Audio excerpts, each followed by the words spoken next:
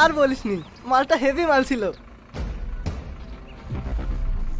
Phone number লিলিছি রে, number লিলিছি।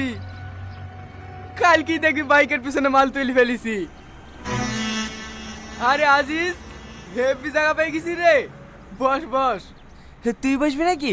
হায় আয়, জায়গা হয়ে যাবে। না না ঠিক আছে, তুই বস, আমিও দেখি এক একটা সিট খালি হয় কি।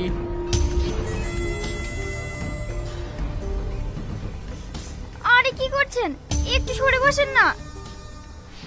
হ্যাঁ, আর একটু সেরাইব।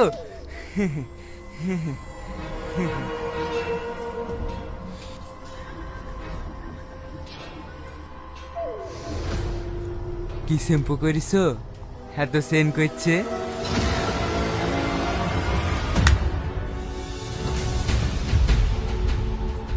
এই মারলি কেন আমার বন্ধুকে? কেন মারলাম?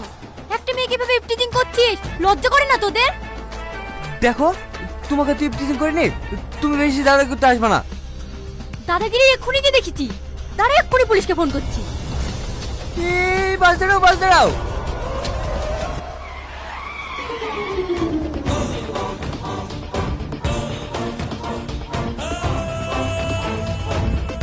এই, তুই ওদেরকে চিনিস? না, জানো দিদি, গত পরশু দিনকে ওরা আমাকে এইভাবে ডিস্টার্ব করছিল। বসো না দিদি, না হলে আবার অন্য কেউ বসে পড়বে। এভাবে ভয় পেলে হবে? কিছু বলতে পারিস নি? বাড়ি কোথায় তোর? কাঞ্চনতলা। একটা কথা বলবো দিদি? হ্যাঁ বল। তোমাকে দেখে মনে হয় না তুমি এত সাহসী। কেন? সাহসী হতে গেলে কেমন হতে হয়? তুমি যে সুন্দর দেখতে, কি মিষ্টি চেহারা, তোমাকে দেখে কারোর মনেই হবে না তুমি এইভাবে প্রতিবাদ করতে পারো। শুধু আমি না, তোকেও প্রতিবাদী হতে হবে, না হলে এই যুগে রাস্তাঘাটে চলতে পারবি নি। নাম কি তোর? মাহি।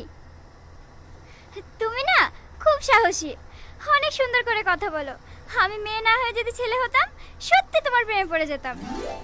হ্যাঁ, কি বলিস? দিদি, তোমার নাম্বারটা দাও না। নাম্বার নিবি? হ্যাঁ দাঁড়া, দিচ্ছি। 90837173